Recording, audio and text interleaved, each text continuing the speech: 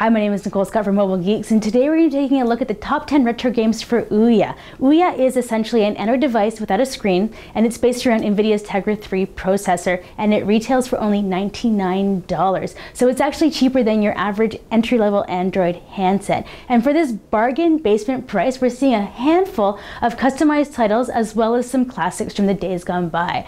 So the new titles are getting added every day, but right now, as of June, these are my pick for the top 10 retro games on Ouya, so let's get right into it.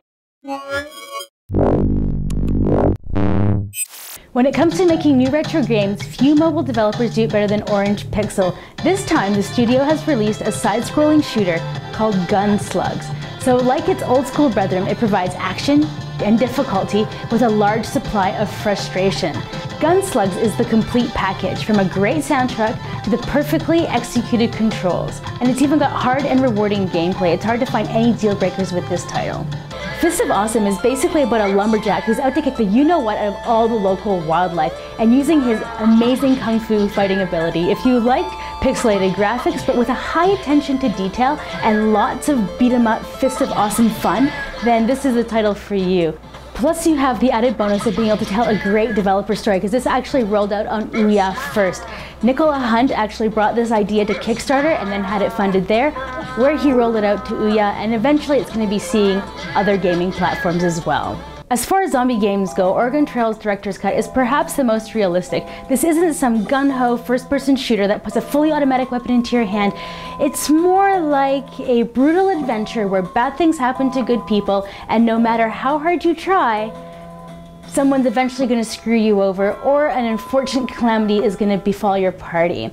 So Oregon Trail's Director's Cut is a very refreshing take on the original Oregon Trail. If you played this growing up, you should really check this game out. My only complaint about it is that the aiming is very much like the original version. I do wish that they had stepped that part up just a little bit. In Wizorb, you play the wizard Cyrus, who is skilled in the art of magic and Wizorb.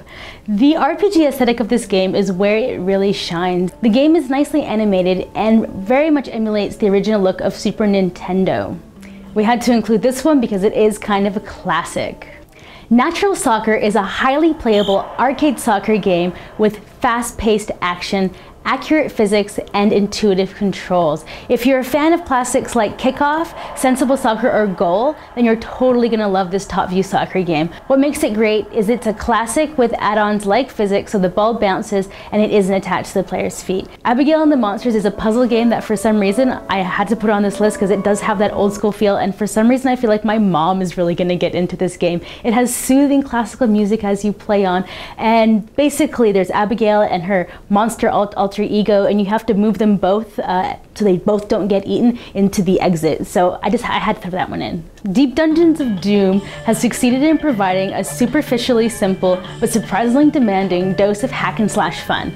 Unlike most dungeon crawling RPGs, Deep Dungeons of Doom cuts immediately to the chase. Rather than having you sulk around all of the alleys looking for corridors and kicking over barrels, it takes you right to the fighting, which is where all the fun happens. Mupen 64 is a Nintendo 64 emulator, so it brings back all of the Nintendo 64 classics. It's got several features like stretching the screen, so if you're on a big TV you can actually go from letterbox into widescreen, or if it's slightly smaller you can actually adjust it to make it fit, which is really nice.